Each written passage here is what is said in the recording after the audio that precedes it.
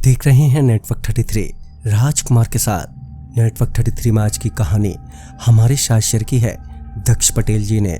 तो सबसे पहले दक्ष पटेल जी, आपका बहुत बहुत धन्यवाद अपनी कहानी हमारे साथ शेयर करने के लिए।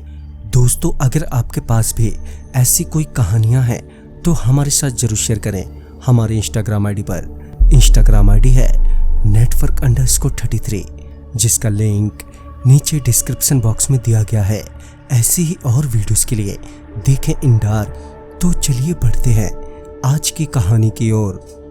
ये घटना गुजरात अहमदाबाद की है, जब मैं अपने दोस्त के साथ कार में घूम रहा था।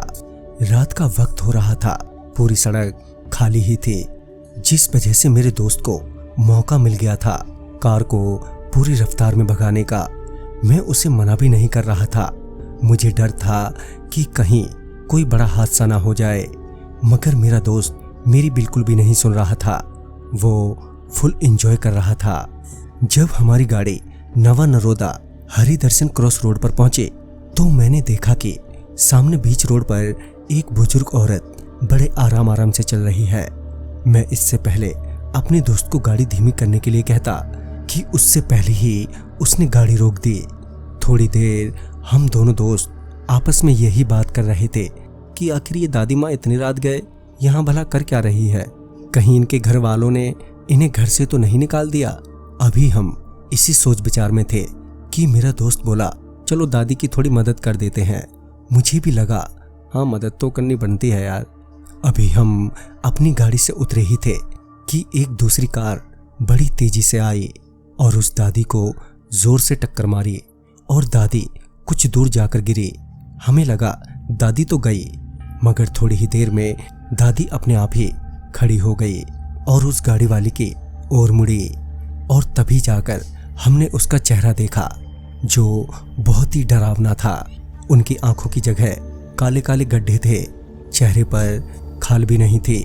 ये देखकर तो हमारे पांव तले जमीन ही निकल गई। वो औरत उस गाड़ी वाले के पास गई और उसे गर्दन से उठाकर सड़क के बीचों बीच पटक दिया।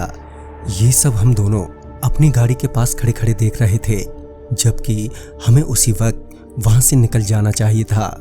उस गाड़ी वाले को सड़क पर पटकने के बाद वो औरत थोड़ा पीछे हुई और फिर अचानक ही उस आदमी की गाड़ी अपने आप स्टार्ट हुई और उसे कुचलते हुए उसके ऊपर से निकल गई।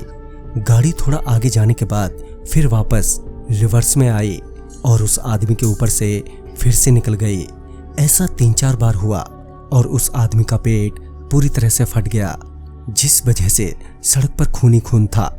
और वो सब देखकर हम दोनों को डर के साथ साथ उल्टी आने लगी थी। फिर अचानक ही वो औरत वहां से गायब हो गई। हम दोनों तुरंत ही गाड़ी में बैठे और वहां से निकल गए। रास्ते में हम यही दुआ कर रहे थे कि कहीं वो औरत हमारे पीछे न पड़ जाए। वो तो अच्छा हुआ कि हम दोनों ने उस औरत को टोका नहीं।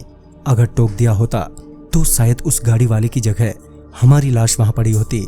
साथ ही मेरा दोस्त समझ गया कि कभी भी गाड़ी की स्पीड इतनी तेज नहीं बढ़ानी चाहिए कि कंट्रोल ही ना हो पाए। तो दोस्तों, इस कहानी में बस इतना ही।